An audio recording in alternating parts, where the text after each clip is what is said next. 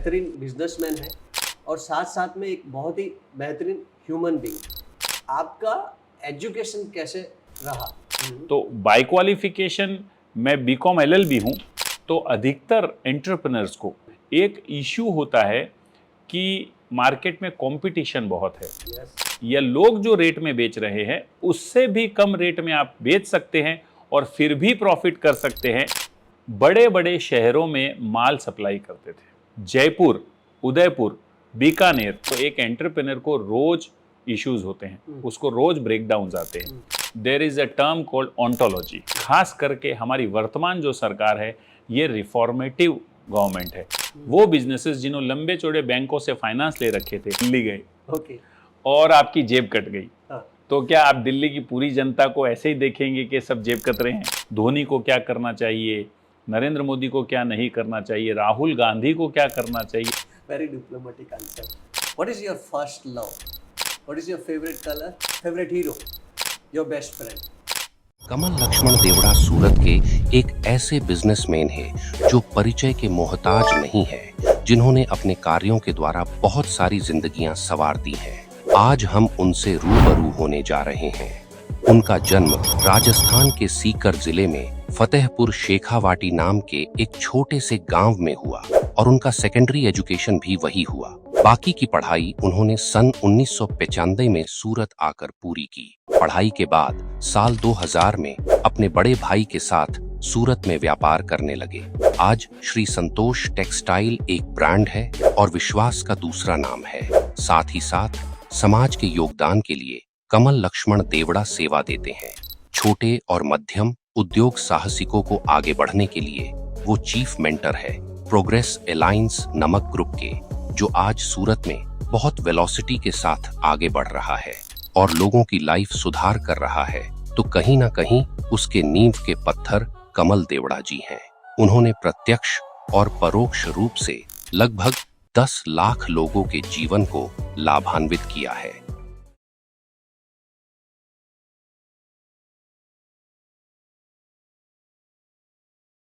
मैं केतन शाह आप सभी का स्वागत करता हूँ बी पॉजिटिव चैनल पे।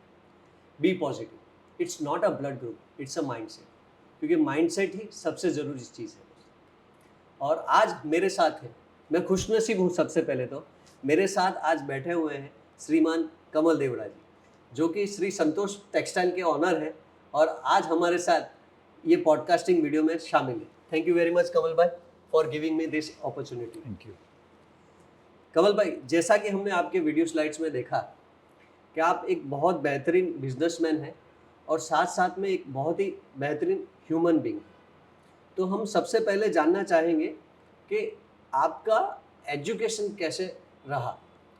देखिए, बिजनेस मुझे वारसे में मिला है या विरासत में मिला है, ऐसा आप बोल सकते हैं। चूंकि मैं एक एंटरप्रेन्योर बैकग्राउंड से हूँ, मेरे फादर एक एंटरप्रेन्योर थे, मेरे दादा एक एंटरप्रेन्योर थे, तो और मैं एक जॉइंट फैमिली से हूँ, मारवाड़ी फैमिली से हूँ। तो बिजनेस करने का जो जुनून है घर में, वही कल्चर मैंने बचपन से देखा। बहुत सारे बिजनेसेस हमारे घर में थे जो हम लोग करते थे।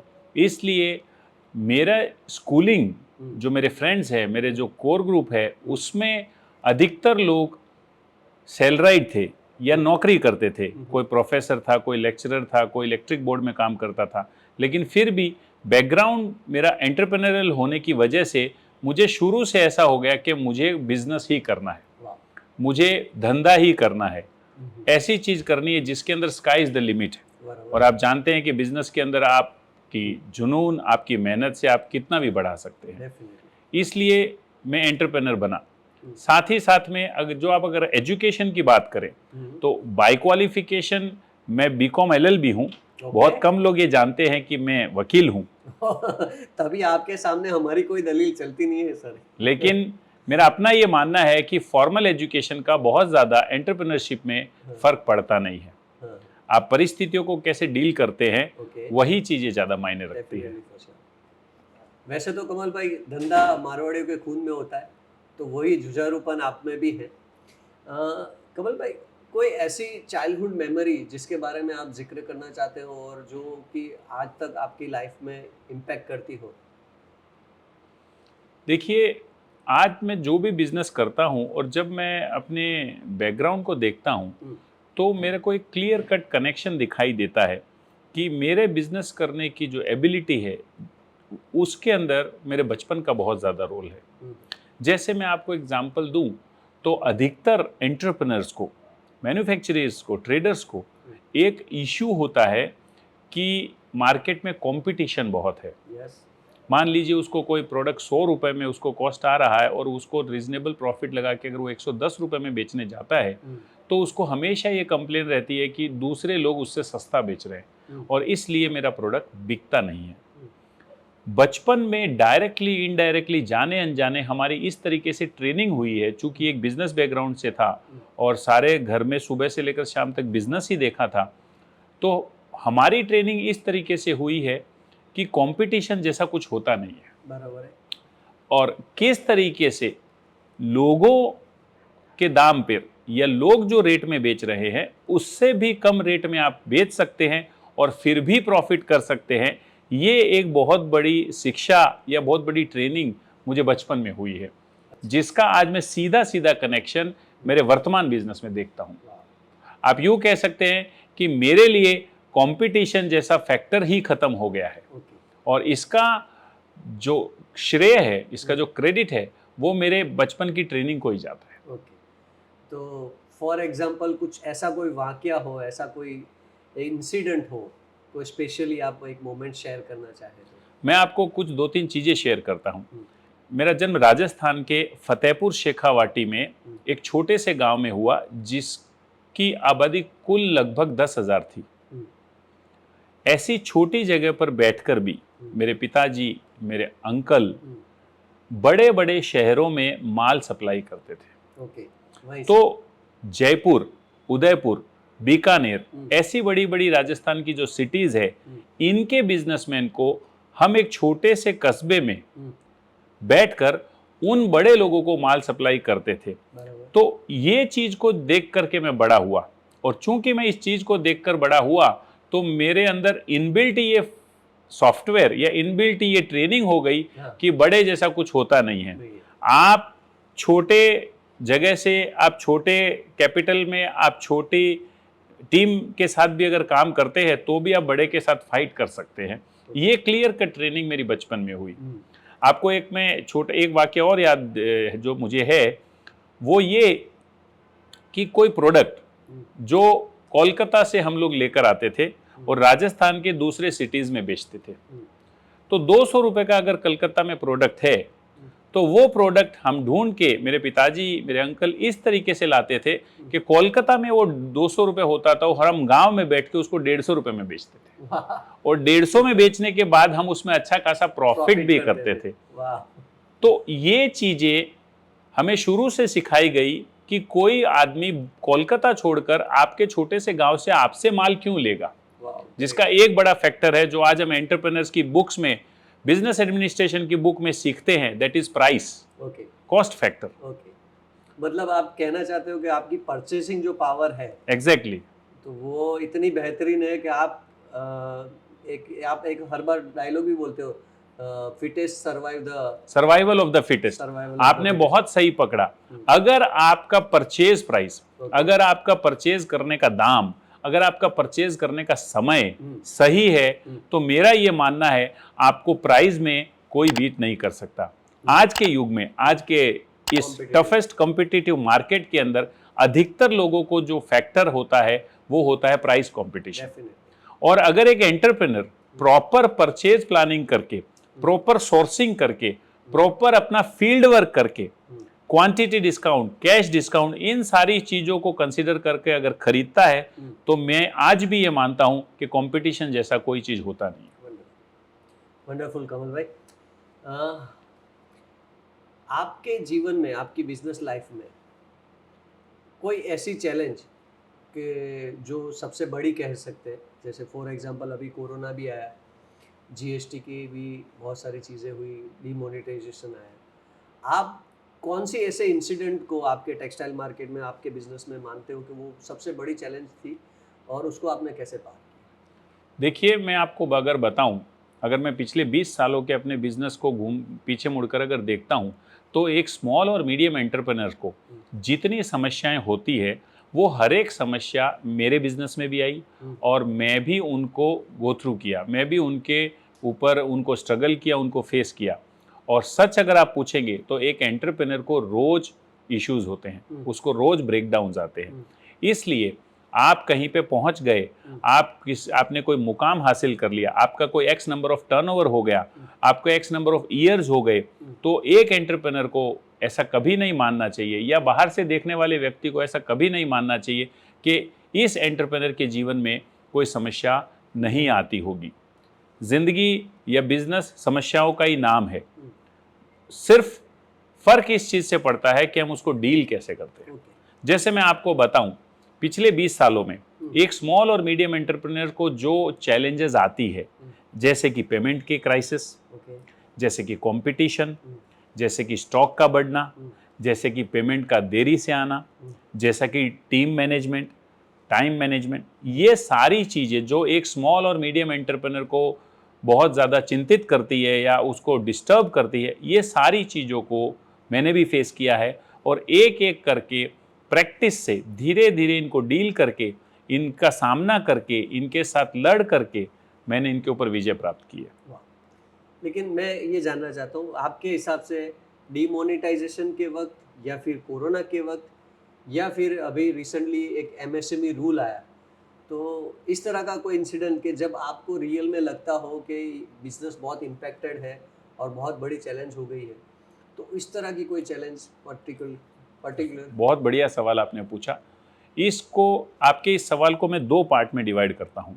पहली चीज, कोई भी परिस्थिति, बाहरी परिस्थिति जब बदलेगी तो आपकी तैयारी उसके लिए हो भी सकती है और आपकी तैयारी नहीं भी हो सकती। या यूं कह सकते हो कि परिस्थितियां आपको पूछ कर नहीं आने वाली है। बिजनेस के अंदर चैलेंज आपको बताकर नहीं आने वाले हैं। ऑल ऑफ अ सडन आपको बताया गया कि आप 2 महीने घर में लॉक हो गए, ऑल ऑफ अ सडन आपको रात को 9 बजे बताया गया कि आपके नोट बंद हो गए। तो ऐसी चीजों में आपके ऊपर कितना इम्पैक्ट होगा, आपके बिजनेस के ऊपर कितना प्रभाव पड़ेगा, ये सबसे पहले निर्भर करता है आपने इसकी तैयारी कितनी करी है। अधिकतर लोग ऊपर उठते हैं लेकिन वो अपने फाउंडेशन को उतना मजबूत नहीं करते। और यही कारण है जब परिस्थितियां बदलती है वो सीधा धराशायी हो जाते हैं, क्रैश हो जाते हैं। मैं आपको एक एग्जांपल देता हूं। जब डीमोनेटाइजेशन हुआ तो अधिकतर हमारे ट्रांजैक्शन हमारे बिजनेस के हैं वो बाय बैंक ही होते थे। There were not so much cash transactions. तो जब कैश ट्रांजैक्शन थे ही नहीं तो मोनेटाइजेशन ने ज्यादा इंपैक्ट किया नहीं। इसी तरीके से अगर आप कोविड की बात करेंगे तो कोविड में अधिकतर लोगों को जो समस्या आई वो बेसिकली 2 या 3 आई। पहली, salary, rent, interest and installments. दूसरा, उनके सर्वाइवल, कि भाई अगर 3 महीने, 4 महीने, 6 महीने बिजनेस नहीं चला तो मैं अपने परिवार को कैसे पालूंगा। मुझे कहते हुए ये खुशी हो रही है कि मैं इकलौता उन व्यक्तियों में से हूं या उन चुनिंदा व्यक्तियों में से हूं जिसको कोविड ने इतना इंपैक्ट नहीं किया। उसका कारण था, न ही मैंने कोई लंबे चौड़े इंस्टॉलमेंट्स बांध रखे थे, न ही मैं कोई लंबा चौड़ा इंटरेस्ट पे कर रहा था, ना ही मेरे को कोई लंबे चौड़े रेंट और ऐसे कुछ खर्चे थे, और मेरी सैलरीज, जो मेरी टीम मेंबर्स है वो सैलरीज भी लिमिटेड थी।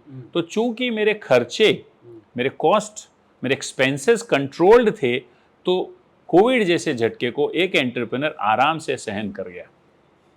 बहुत बहुत प्यारी बात कही कमल भाई आपने।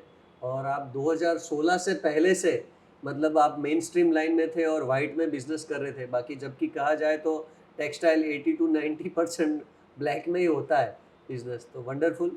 कमल भाई, एक इंसिडेंट का जिक्र हुआ था, स्कूल टाइम पे आप बच्चों के साथ कुछ मिसचीफ वगैरह कुछ हुआ था, तो वो बताइए ना प्लीज। वो एक ऐसे तो सभी बच्चों के ज़िंदगी में कुछ घटनाएं होती है, लेकिन अगर आपने कहीं पे सुना हो या पढ़ा हो, there is a term called ontology.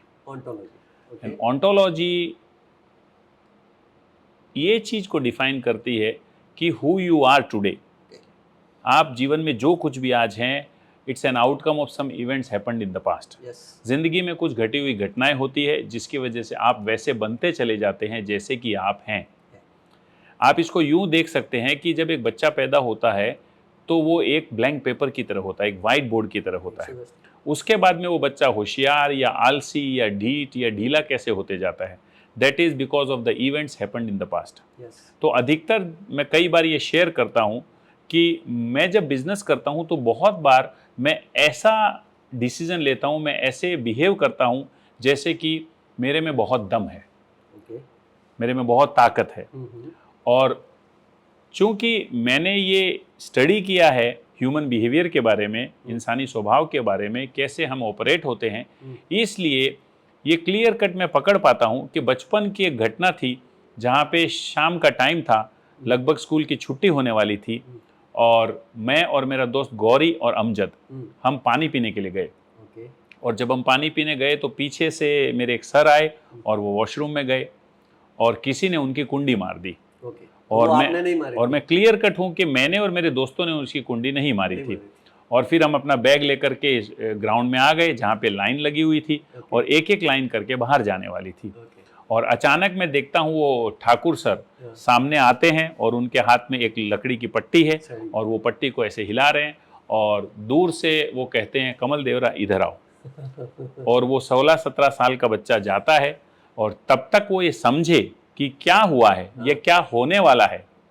अचानक से आवाज आती है फाट फाट फाट और 3 बार वो मास्टर जी मुझे इधर मारते हैं। और जब तक मैं समझ पाऊं या संभल पाऊं तब तक फिर से आवाज आती है फाट फाट फाट। और अभी तक मैं कुछ समझ नहीं पाता हूं क्या है और सर बोलते हैं गो। और वो 16-17 साल का बच्चा वो 400 स्टूडेंट्स और 20 टीचर के सामने ये पूछ नहीं पाता कि मैंने किया क्या है, वो बोल नहीं पाता कि मुझे क्यों मार रहे हो आप। और जब वो घूमता है और अपनी लाइन में खड़े हो जाता है तब वो अपने आप को बोलता है मुझ में दम नहीं है, मुझ में हिम्मत नहीं है। और वहाँ से उस कमल देवरा की जर्नी शुरू होती है जो एक ज़िंदगी जीता है दुनिया को ये दिखाने के लिए मुझ में कितना दम है, मैं पावरफुल हूँ।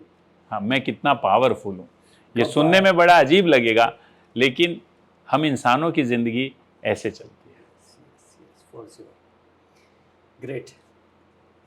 कमल भाई, ये जो अभी रिसेंटली एक रूल आया MSME के लिए कि जिसमें 45 डेज में पेमेंट करना था, जी, तो उस रूल के बारे में आपका क्या कहना है और आपने किस तरह उसको डील किया?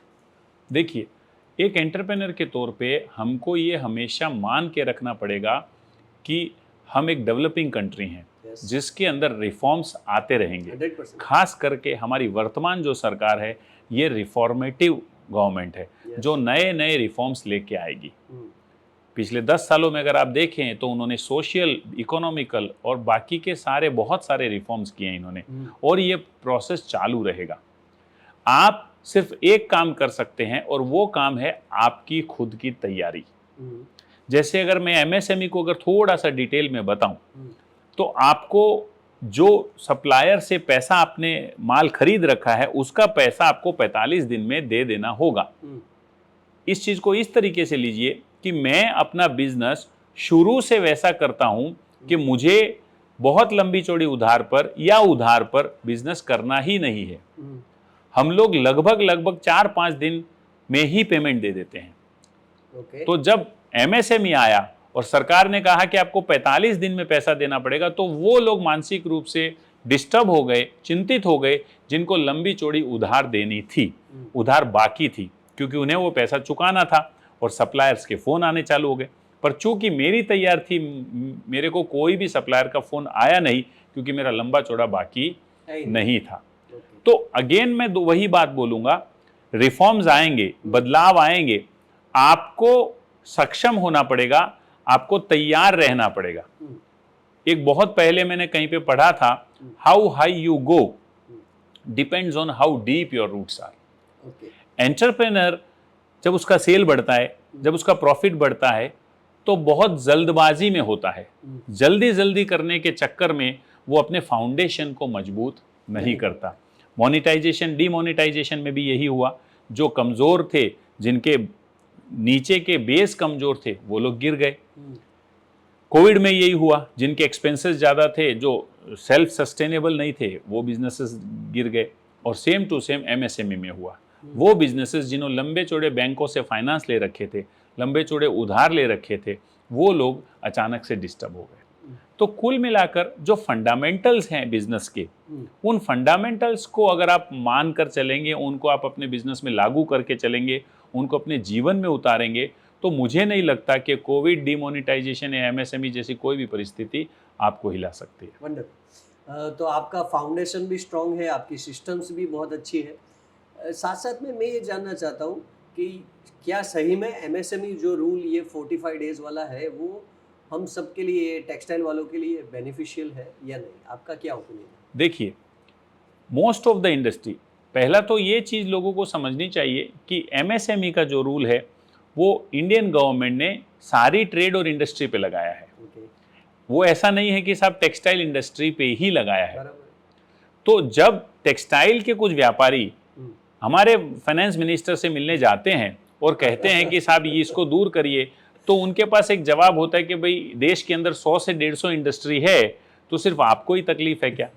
क्योंकि आप देखेंगे सीमेंट उधार पे नहीं बिकता, स्टील उधार पे नहीं बिकता। तो कपड़े का जो धंधा है वो ऑर्गेनाइज्ड बिजनेस नहीं है, इट्स नॉट एन ऑर्गेनाइज्ड, जिसमें कॉर्पोरेट नहीं है। और चूंकि ये ऑर्गेनाइज्ड बिजनेस नहीं है, इसलिए इसके अंदर पर्सनल रिलेशनशिप के ऊपर बिजनेस होता है।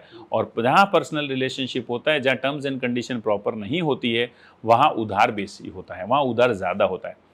अब अगर ये रूल की बात करें, ये रूल आता है, तो मैं निश्चित तौर पे मानता हूँ ये अर्थव्यवस्था के लिए, एंटरप्रेन्योर के लिए, सबके लिए बेहतरी का काम करेगा। शुरुआत में जैसे कि दवाई कड़वी होती है लेकिन स्वास्थ्य के लिए अच्छी होती है, वैसे ही मैं एमएसएमई को देखता हूँ कि भले आज तकलीफ है, भले आज थोड़ा डिमांड के अंदर गिरावट आ गई है प्रोडक्ट की डिमांड में, भले आज थोड़ा पैसा हमको पंप इन करना पड़ेगा, लेकिन लंबे समय में मैं इसको एक एंटरप्रेन्योर के फायदे के रूप में ही देखता हूँ। डेफिनेटली। अब जैसे ये रूल है उसके हिसाब से टर्नओवर भी तो बढ़ेगा, जो साइकिल है वो भी तो एक्स्ट्रा होगी। एग्जैक्टली। निश्चित तौर पे ये बिजनेस को बढ़ावा देने वाला कदम है। और कहीं मैंने सुना था कमल भाई कि जो पहले जो डैम बनते थे ना, तब हमारे पास इतनी सारी अच्छी टेक्नोलॉजीज और ये सारे मशीन्स नहीं थे, तो क्या होता था, कई सारे मजदूर मारे जाते थे। अब वो तरह का रिफॉर्म में जब एक इंसान की लाइफ तक चली जाती है, अब ये रिफॉर्म है तो हमको कुछ ना कुछ झेलना तो पड़ेगा। Yes of course. थोड़े समय के लिए हो सकता है, महीने 2 महीने 3 महीने के लिए हो सकता है कि एक एंटरप्रेन्योर को, छोटे या मध्यम वर्ग के बिजनेसमैन को लगे कि ये मेरे लिए नुकसानकारक है, लेकिन ये reforms are always benefit. Reforms हमेशा देश और दुनिया और मानव जीवन को आगे लेकर गए हैं। ये रिफॉर्म भी मेरा मानना है कि हमारी इंडस्ट्री को, खास करके टेक्सटाइल इंडस्ट्री को नेक्स्ट लेवल पे लेके जाएगा। एक out of the box question पूछता हूँ। मेरी भी बिजनेस जर्नी रही है और मैंने कई बार देखा है सूरत टेक्सटाइल एक ऐसा हब बन चुका है कि जहाँ पे फ्रॉडस्टर्स बहुत हैं और कई लोग स्पेशली शॉप खोलते हैं, थोड़ा टाइम रुकते हैं, अच्छा खासा डीलिंग करते हैं और एक अमाउंट लेके चले जाते हैं। तो आप तो इसी फील्ड में हो, तो आपके नज़र में भी बहुत सारे आए होंगे, तो आप इस तरह की चीज़ों को कैसे डील करते हो और इसके बारे में क्या कहना चाहते हैं? देखिए, अगर मान लीजिए एक बार आप दिल्ली गए ओके और आपकी जेब कट गई, हाँ। तो क्या आप दिल्ली की पूरी जनता को ऐसे ही देखेंगे कि सब जेब कतरे हैं? नहीं, बिल्कुल निश्चित तौर पे नहीं। तो मैं भी ऐसा मानता हूं कि आज अगर टेक्सटाइल का बिजनेस है, तो मैं बहुत पुराने आंकड़ों की बात करूं, किसी समय में, आज के 10 साल पहले ऐसा कहा जाता था कि रिंग रोड पे, जहाँ पे हम लोग बिजनेस करते हैं, वहाँ पे there are 70,000 entrepreneurs, 70,000 outlets and units जो बिजनेस कर रहे हैं।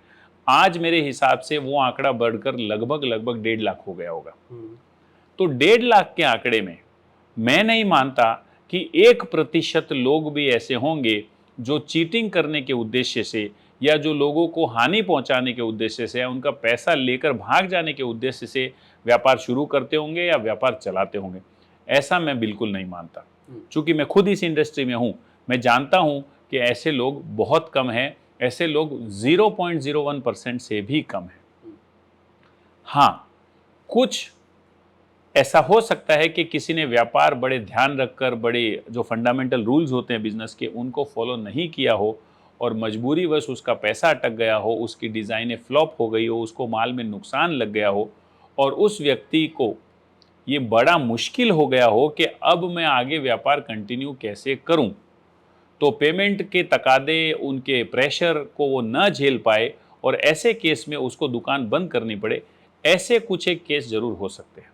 लेकिन मैं नहीं मानता कि टेक्सटाइल इंडस्ट्री के अंदर लोगों का पैसा खा जाने के उद्देश्य से लोग व्यापार करते हैं और खा जाते हैं, ऐसा मैं बिल्कुल नहीं मानता। ओके कमल भाई, एक सक्सेसफुल और सस्टेनेबल बिजनेस को बनाने के लिए एक बिजनेसमैन में क्या क्वालिटी होनी चाहिए?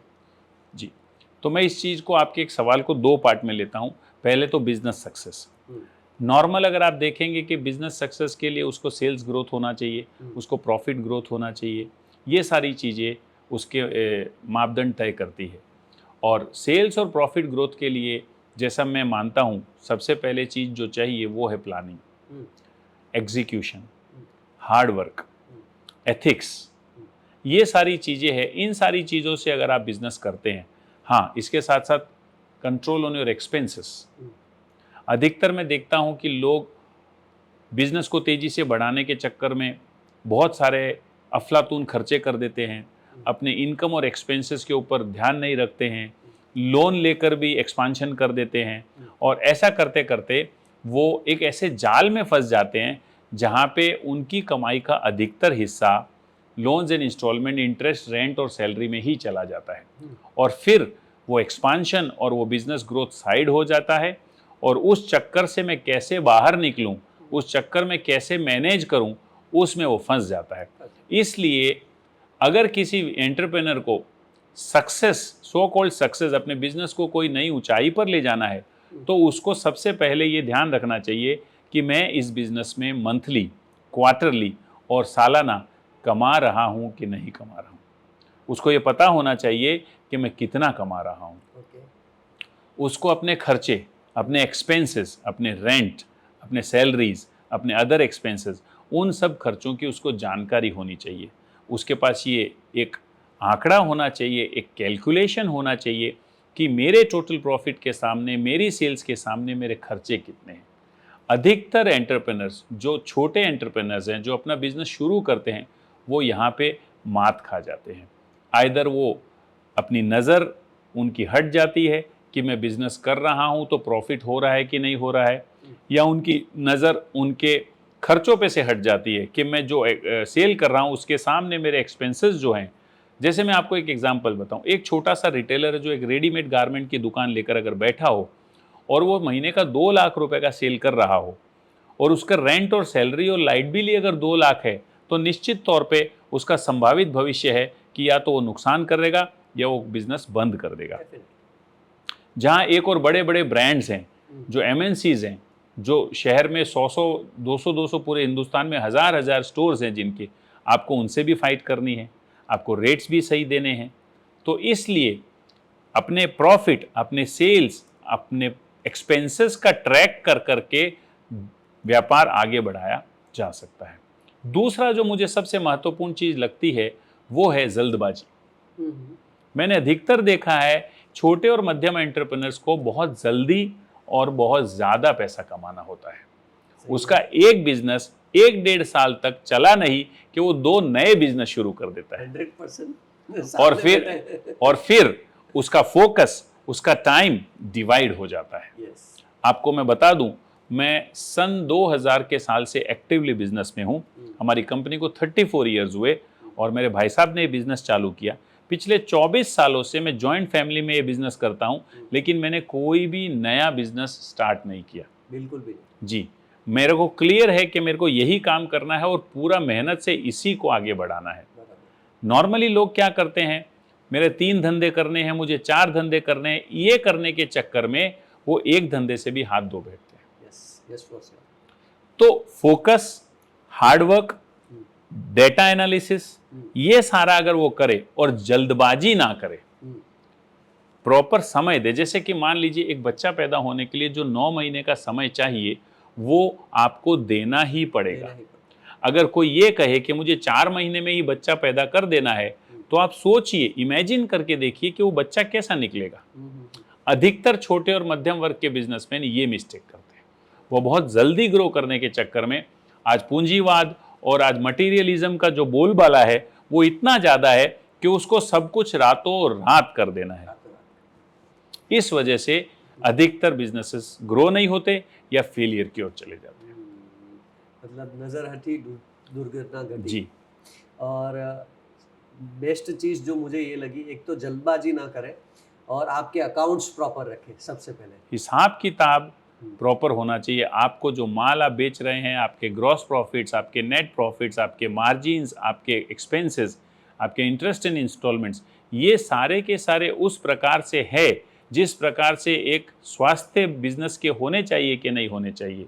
जैसे कि मैं आपको एक एग्जांपल दूं, अगर किसी एक छोटे एंटरप्रेनर को 50,000 रुपये शाम को उसको पेमेंट देना है और आज उसका सेल नहीं हुआ या आज उसका पेमेंट कलेक्शन नहीं आया, तो वो 50,000 रुपये जो उसको सेल जो पेमेंट करना है, उस प्रेशर में वो 18%, 24%, 36% का लोन ले लेता है और ऐसे वो धीरे धीरे लोन के शिकंजे में फंस जाता है और फिर वो कभी बाहर नहीं निकल पाता और आउटकम में फिर बिजनेस फेलियर हो जाता है। वंडरफुल।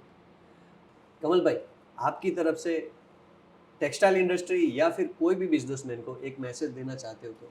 देखिए, मैं टेक्सटाइल को एक बहुत बड़े सेक्टर के रूप में देखता हूँ। ये बहुत ही पुराना और बहुत ही सेटल्ड सेक्टर है।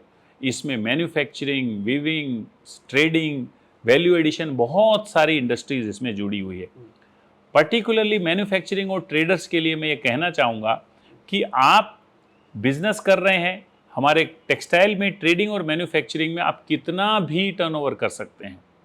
आप 1 करोड़ से लेकर 1,000 करोड़, 2,000 करोड़ की भी ट्रेडिंग कंपनी बना सकते हैं, बशर्ते आप अपने अकाउंट्स, अपने मार्जिन्स के ऊपर फोकस रखें, साथ ही साथ मार्केट में क्या नया इनोवेशन है उसको अपडेटेड रखें, साथ ही साथ जल्दबाजी ना करें, समय के साथ आप जाएं। अधिकतर लोग जो मिस्टेक करते हैं वो है बहुत जल्दी जाना।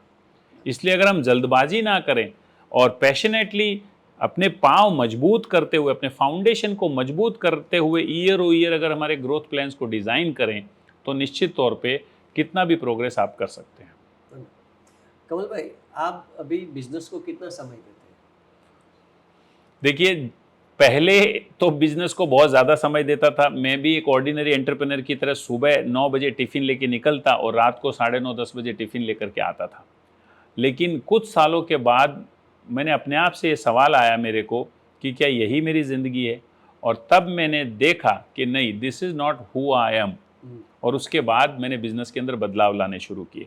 उसके बाद मैंने अपनी टीम के ऊपर इन्वेस्ट करना शुरू किया, मेरी टीम को डेवलप करना शुरू किया, मैंने अकाउंटेबिलिटीज़ सेट की, मेरे अपने अलग अलग टीम मेंबर्स की मैंने रिस्पॉन्सिबिलिटीज़ डिज़ाइन की, उनके डेजिग्नेशंस फाइनल किए और उनको काम देना शुरू किया। और धीरे धीरे धीरे मैं एक, आज आपको जानकर खुशी होगी कि मैं लगभग 1 से 2 घंटे ही दुकान जाता हूँ। अपने बिजनेस को 1-2 घंटे ही फिजिकली मैं देता हूँ और आज मुझे इस चीज़ के लिए फ़ख्र है कि मेरी टीम इतनी डेवलप है, इतनी रिस्पॉन्सिबल है कि अगर मैं महीना भर भी अगर अपने ऑफिस पे ना जाऊँ तो भी बिजनेस वैसे ही चलेगा जैसा मेरे होने से चलेगा। वाह, वंडरफुल। पूछ सकता हूँ कि कितना टर्नओवर करते हैं? देखिए, टर्नओवर तो ठीक है, लेकिन year on year I am accomplishing 100% growth. 100, मतलब हर साल 100% ग्रोथ से हम लोग आगे बढ़ रहे हैं। Very diplomatic answer. कमल भाई, आप बिजनेस भी रन करते हो, आप प्रोग्रेस लाइन्स के चीफ मेंटर भी हो और भी कई जगह सोशली एक्टिव भी हो, तो इस सब के साथ साथ आप फैमिली लाइफ कैसे बैलेंस करते हो? देखिए, इसका सोर्स ये है कि परिवार जो होता है वो 8वां वार होता है। 8वां वार। आप कभी भी टाइम को मैनेज नहीं कर सकते, आप टास्क को मैनेज कर सकते हो। मैं अपने पारिवारिक जीवन को और अपने पर्सनल जीवन को और अपने बिजनेस को और प्रोग्रेस अलायंस को जो मैनेज करता हूँ उसका सबसे बड़ा कारण है मेरे एग्रीमेंट्स। मैंने जहाँ जहाँ पे जो एग्रीमेंट्स दिए होते हैं वो मेरे कैलेंडर्स में मेरे स्केड्यूल्ड होते हैं। मैं कहीं कभी भी ये सुनिश्चित करता हूँ कि मैंने अगर एक एग्रीमेंट दिया हो तो उसमें दूसरा एग्रीमेंट ओवरलैप ना हो जाए। और ख़ास कर मेरे पारिवारिक जो एग्रीमेंट्स होते हैं उसमें मैं मेक श्योर करता हूँ कि उसके साथ कोई दूसरे एग्रीमेंट्स ओवरलैप ना हो। इस तरीके से परिवार और व्यापार और सामाजिक जीवन और जो मेकिंग अ डिफरेंस जो मैं करता हूँ उसको बैलेंस करके मैं चलता हूँ। वंडरफुल। आपके बिजनेस की यूएसपी क्या क्या है? मेरे बिजनेस की यूएसपी है, पहला वैल्यू प्रिपोजिशन यानी कि अफोर्डेबल रेट्स, दूसरा अट्रैक्टिव पैकिंग, तीसरा रेडी सप्लाई। हमारे बिजनेस में अधिकतर सप्लाई इश्यूज रहता है। सो affordable rates, attractive packing and ready supply, ये 3 चीज़ें हैं जिसकी वजह से मेरा बिजनेस आज जहाँ भी है वो है। अब कमल भाई, अब बारी है रैपिड फायर राउंड की, और आपको है ना, आप पास करने का ऑप्शन है आपके जी। पास, लेकिन आप ज़्यादा सोच नहीं सकते, आप तुरंत बहुत सोच के आप जवाब देते हैं, वो तुरंत मैंने जवाब देखा- देना है मुझे। तुरंत जवाब देना है। What is your first love? First love is Komal Devra. Kamal Devra, great. And who is your first love? Komal Devra. Okay. What is your favourite colour? White. Heroine? Heroine के बारे में तो pass. Favourite hero? Amitabh Bachchan. Amitabh Bachchan. अब तक की आपकी बेस्ट मूवी? वैसे बहुत सारी है, लेकिन अमिताभ बच्चन की जितनी बेस्ट मूवी है वो सारी की सारी मुझे बेहद पसंद है। चाहे वो नमक हलाल हो, चाहे वो अमर अकबर एंथोनी हो, अमिताभ बच्चन जी की जितनी भी मूवी है वो मेरी सारी favourite. Your best friend? Gauri. Gauri. और गौरी मेरे फ्रेंड का नाम है, वो किसी लड़की का नाम नहीं है, उसका नाम गौरी शंकर है। Okay. ऑडियंस को बता दूं मैं। Great. Okay. Your favourite time pass? Listening music. Listening music. Do you watch OTT platforms? Never. Never ever. Great. Business के लिए कोई शायरी? बिजनेस में बहुत सारे चैलेंजेस आते हैं, और बहुत सारे चैलेंजेस में जब मैं डाउन हो जाता हूँ, मैं डीमोटिवेट होता आता हूँ, तो मैं अपने आप के लिए 2 लाइनें बोलता हूँ, और वो लाइनें हैं, आसमां को जिद है, आसमां को जिद है जहाँ बिजलियाँ गिराने की, आसमां को जिद है जहाँ बिजलियाँ गिराने की, हमको भी जिद है वहीं आशियाना बनाने की। ये लाइन से मैं अपने आप को मोटिवेट करता हूँ, अपने आप को वापस खड़ा करता हूँ। मैं वही सवाल करने वाला था कि आप जब भी अगर डाउन हो जाते हैं, क्योंकि आपकी लाइफ में भी ऐसा होता होगा कि कई बार चीज़ें हमारे हिसाब से नहीं चलती, तो वो कौन सी ऐसी चीज़ है जो आपको ड्राइव करती है, आपको आगे बढ़ाती है? एक ही चीज़ है, और वो है पर्पस, उद्देश्य, जीवन का उद्देश्य। मैं खुशनसीब हूँ कि मुझे बहुत ही जल्द या जीवन के सही पड़ाव पे, उम्र के सही पड़ाव पे मैं ये जान पाया हूँ कि मेरे जीवन का उद्देश्य क्या है, पर्पस क्या है। मेरे जीवन का पर्पस है to make a difference in life of entrepreneurs. उद्योग साहसिक के जीवन में मैं बदलाव करूँ, उनके जीवन में, उनके बिजनेस में मैं ग्रोथ करूँ, और उसको ये एहसास मैं देने में सक्षम हूँ कि वो अकेला नहीं है। यही मेरे जीवन का उद्देश्य है, और ये उद्देश्य के पीछे का कारण मैं आपके साथ आज ये मौके पे शेयर करना चाहता हूँ। और वो है, मेरा व्यक्तिगत तौर पे ये मानना है कि एक फौजी अपने सीने पे गोली खाकर अपने देश को कंट्रीब्यूट करता है, वो अपनी जान दे करके अपने देश की रक्षा करता है। इसलिए देश के जो लाल हैं, यानी कि जो हमारे फौजी भाई है, जो हमारी सेना है, उसके बाद अगर दूसरे नंबर पर कोई कंट्रीब्यूट करता है तो वो है एंटरप्रेन्योर, बिजनेसमैन। और वो क्यों है? क्योंकि हमारे अंदर वो हिम्मत नहीं है कि हम देश के लिए गोली खा सकें, सरहद पर जाकर हम दुश्मन की गोली खा सकें, वो हिम्मत शायद हमारे अंदर नहीं है। लेकिन एक एंटरप्रेन्योर ही एक ऐसा व्यक्ति है जो सबका पेट भरने के बाद, सबकी जेब में पैसा डालने के बाद अपना पेट पालता है। अगर आप देखेंगे तो पहले सप्लायर को चुकाता है, फिर लैंडलॉर्ड को रेंट चुकाता है, फिर जिससे ब्याज पे पैसा लिया है उसको इंटरेस्ट चुकाता है, इंस्टॉलमेंट चुकाता है, फिर उसके यहाँ पे काम करने वाले लोगों को सैलरी चुकाता है, सप्लायर जिससे माल लिया है उसको पैसा चुकाता है, फिर गवर्नमेंट को टैक्स, जीएसटी और सारे अलग अलग प्रकार के टैक्स चुकाने के बाद अगर कुछ बच जाता है तो अपने घर पे लेके जाता है। इसलिए देखा जाए तो एक एंटरप्रेन्योर देश सेवा का जो काम करता है, ये चीज़ हमेशा मुझे ड्राइव करती है कि एंटरप्रेन्योर्स सक्षम हो, एंटरप्रेन्योर्स मजबूत हो और एंटरप्रेन्योर्स एक दूसरे का सहारा बने। Wonderful thought, wonderful. इसीलिए कहते हैं ना कमल भाई के किसी देश को आगे बढ़ाना है तो उसको ना इंजीनियर्स की ना डॉक्टर्स की इस तरह की कोई स्किल पर्सन की ज़रूरत नहीं। आप उस देश में एक बढ़िया से 100 एंटरप्रेन्योर खड़े कर दो, वो देश का विकास कर देंगे। एकदम सही बात, एकदम सही बात। वंडरफुल। आज का आपका इंटरव्यू हुआ, आपका एक्सपीरियंस आपको कैसा लगा वो मैं आपसे ही जानना चाहता हूँ। So as a friend, as a mission partner Ketan Shah, आपने इतना समय दिया, फ्रेंड स्टूडियो जिसने ये सेटअप किया, इतनी दूर से लगभग 30, 35, 40 किलोमीटर का डिस्टेंस ट्रैवल कर कर के आप आए और अपनी पूरी टीम को लेकर आए, ये अपने आप में बताता है कि आपका प्रोग्रेस अलायंस के प्रति कितना कमिटमेंट है, आप व्यक्तिगत तौर पे मुझे कितना प्रेम करते हैं, ये हमेशा से मैं जानता हूँ, हमेशा से मुझ तक पहुँचता है। हालांकि आजकल हमारा मिलना इतना नहीं होता है जितना फ्रीक्वेंट पहले हुआ करता था, संस्था की साइज़ बढ़ने की वजह से, जिसका मुझे भी अफसोस है। लेकिन मैं अभी इस एहसास में हूँ, आपकी इस मेहनत, आपकी इस टीम के वर्क को देखकर मैं इस एहसास में हूँ कि ये जो काम है, इस काम की वजह से भी प्रोग्रेस अलायंस एक नए लेवल पे जाएगा। जब ये इंटरव्यू, जब ये पॉडकास्ट लोगों तक पहुँचेगा तो निश्चित तौर पर प्रोग्रेस अलायंस को बहुत बड़ा योगदान आपकी तरफ से होगा। धन्यवाद, धन्यवाद। उसके लिए पूरा प्रोग्रेस अलायंस और मैं व्यक्तिगत तौर पे आपका धन्यवाद देता हूँ। कमल भाई, मैं आपको खास धन्यवाद करना चाहता हूँ कि मैंने आपको एक ही बार बोला और आपने फर्स्ट टाइम में आपने हाँ बोल दी। आपका शेड्यूल भी ऑलरेडी टाइट रहता है, मैं जानता हूँ, और मुझे सच में बताऊँ तो ये इंटरव्यू लेके बहुत खुशी मिल रही है and I am really charged up. और जो बातें आपने कही हैं ना केवल मेरे दिमाग में लेकिन मेरे जहन में मैंने उतारी है, तो उस पर वर्क करूँगा और I am restarting my this be positive journey again just because of you. तो आपसे एक रिक्वेस्ट है कि हमारे चैनल को सब्सक्राइब करने के लिए आप ही रिक्वेस्ट कर दीजिए। नमस्कार। बी पॉजिटिव फ्रेंड्स स्टूडियो द्वारा, केतन शाह द्वारा ये जो इनिशिएटिव लिया गया है, इस इनिशिएटिव में आप अलग अलग लोगों के जीवन की घटनाएं, उनके जीवन के अनुभव, उनके बिजनेस के बारे में बहुत कुछ जान पाएंगे।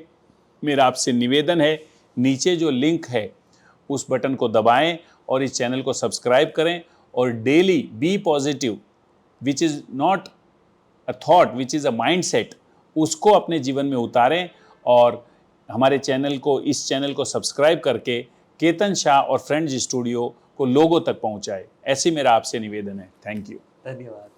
Thank you very much Kamal भाई, थैंक यू, बहुत मज़ा आया।